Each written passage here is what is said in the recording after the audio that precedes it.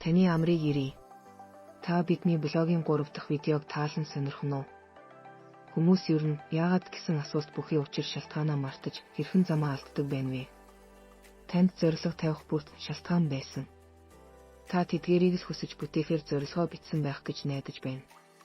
Тиймээс л тэдгээр шалтгааныг хянаж үзэх нь хамгийн зөв эхлэл юм. Яагаад тэгэх ёстой гэвэл ингэж таны төсөөлсөн бүх хүсэл эхлээд таны бодолд биелэл дүрсэлж харагддаг.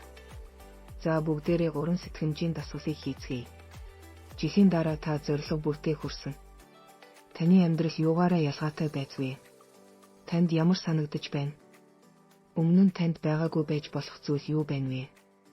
За та энд түр саатаарай. Одоо үүнийг улам өргөжүүлээрэй.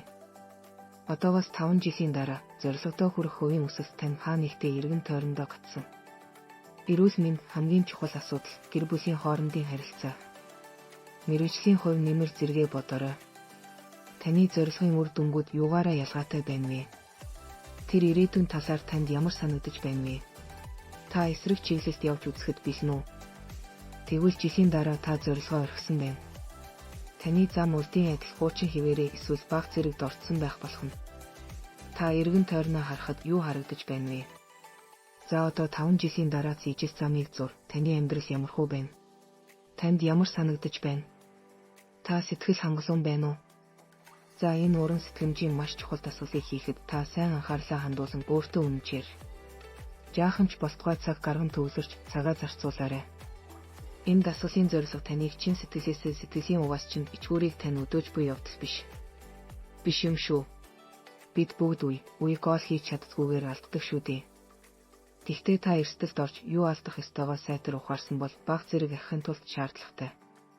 Нэмэлт төсвөр төвчээрийг олж авах боломжтой байх гэдэг л хамгаас чухал шүү.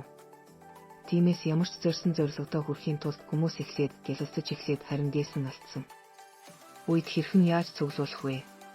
Гэдгийг л урьдчилан тооцоолж уран сэтгэх нь чухал байдаг. Мөн тэдгээрийг та бид өөрийнхөө үндсэн үнэт зүйлстэй холбох хэрэгтэй. Дунд нь тасарсан байх магадлалаас сэргийлэх. Хийхийг огт хүсэхгүй байгаа жижиг зүйлээсээ эхэлж хийж чаддаг тийм тууштай байдлыг бид өөртөө хөгжүүлэх нь амьдралд томоохон ач холбогдолтой. Бөгөөд та бид хүссэн хүсээгүй ч амьдралаа ялган салгаж, ойлгож ухамсарлан хийж бүтээж. Сайхан амьдрах боломжоо гартаа оруулж буй юм. Тиймээс та анх газарт нэг шон хатгсан бол түүнийгээ өөрийнхөө хамгийн ихний игнэнд байнга санаж.